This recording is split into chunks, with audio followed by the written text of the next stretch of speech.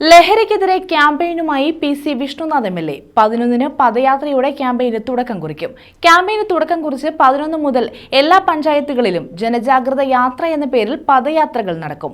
പദയാത്രയിലും തുടർ പ്രവർത്തനങ്ങളിലും കക്ഷി രാഷ്ട്രീയത്തിന് അതീതമായി എല്ലാ വിഭാഗം ജനങ്ങളെയും അണിനിരത്തുമെന്ന് MLA പറഞ്ഞു. 11-ന് വൈകിട്ട് 4-ന് കുണ്ടറ MGD സ്കൂളിൽ NK പ്രേമചന്ദ്രൻ MP പദയാത്ര ഉദ്ഘാടനം ചെയ്യും. ഓർത്തഡോക്സ് സഭ കൊല്ലം ഭദ്രാസനാധിപൻ ഡോക്ടർ ജോസഫ് മാർ ദിവാനിയോസ് മുഖ്യപ്രഭാഷണം നടത്തും.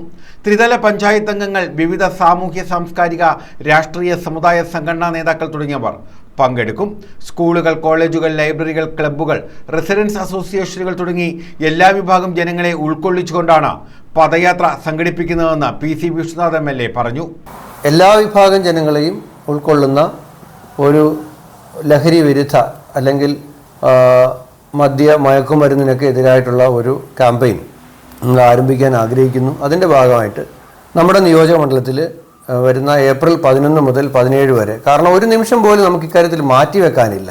കാരണം വൈകുന്ന ഓരോ നിമിഷവും ഒരു തലമുറ നമ്മുടെ കയ്യിൽ നിന്നും വഴുതി പോകുന്നു എന്നുള്ള ഒരു വലിയ അപകടം നമ്മുടെ കൺമുന്നിലുണ്ട്.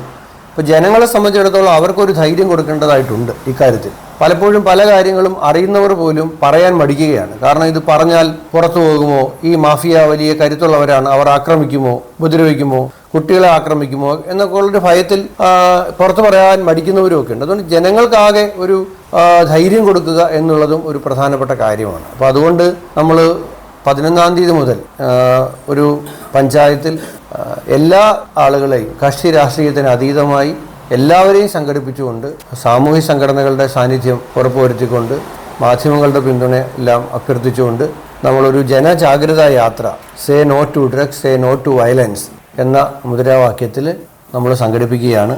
ലഹരിക്കെതിരെയുള്ള പോരാട്ടത്തിന് എല്ലാവരുടെയും സഹകരണം MLA അഭ്യർത്ഥിച്ചു. News bureau, Kundara.